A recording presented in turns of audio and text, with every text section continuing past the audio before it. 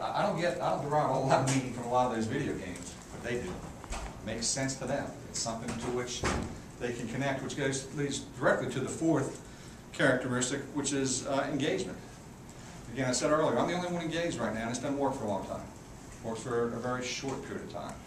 And you know, I can remember when we first went to the 4x4 schedule, and I talked with the teacher, and I said, how do you like the block schedule? She says, great, I can show the entire video in one class. Okay, so not so fun. But lecturing for 90 minutes is cruel and unusual punishment.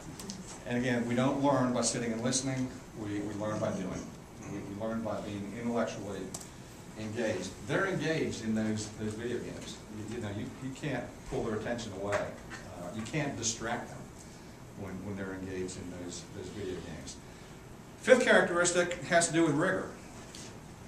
And you think about a video game, when they experience success, what happens?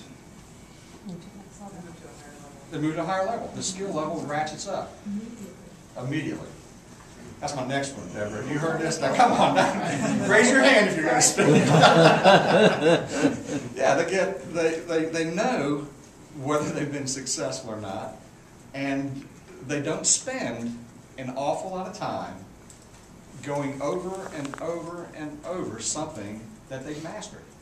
And if they reach that wall, it spirals back and picks it up until they master it. So that's what we did a video a couple of years ago on high school dropouts. We got a couple of our dropouts and an interview.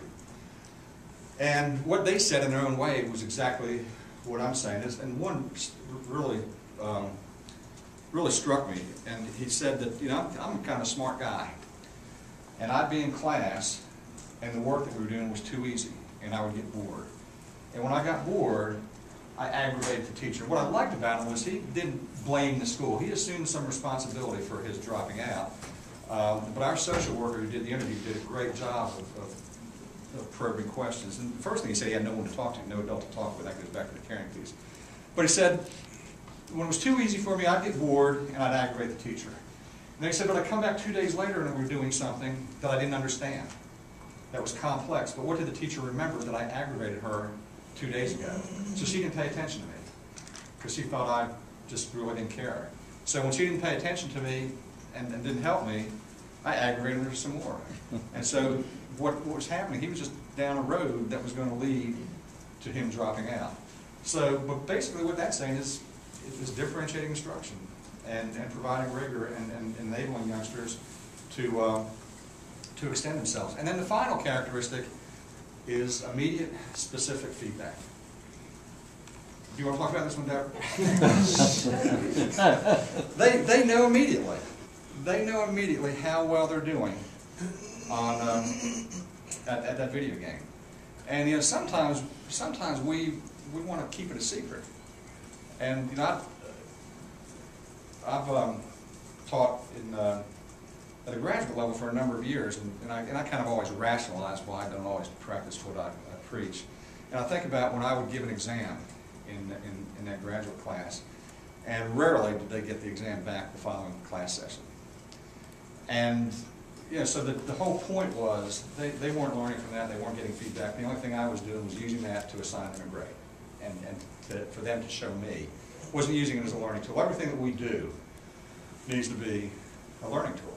Everything that we do needs to be about enabling our youngsters to master whatever content with which we happen to be dealing.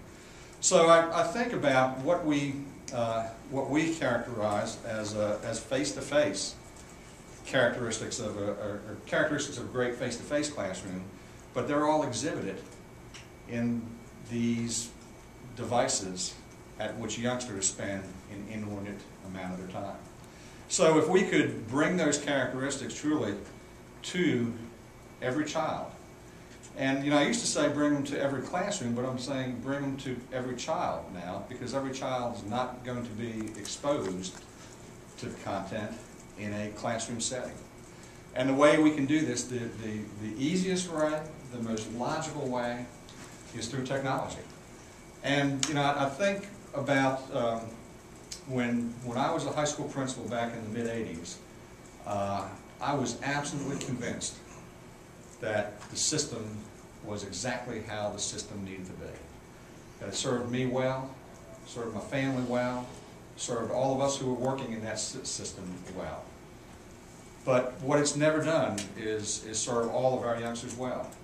And some of you were there and heard the governor talk yesterday, and she said it's incumbent upon us, and we don't need the governor to tell us this, we should know this, but she's very adamant about it, that we need to connect with every single child, regardless of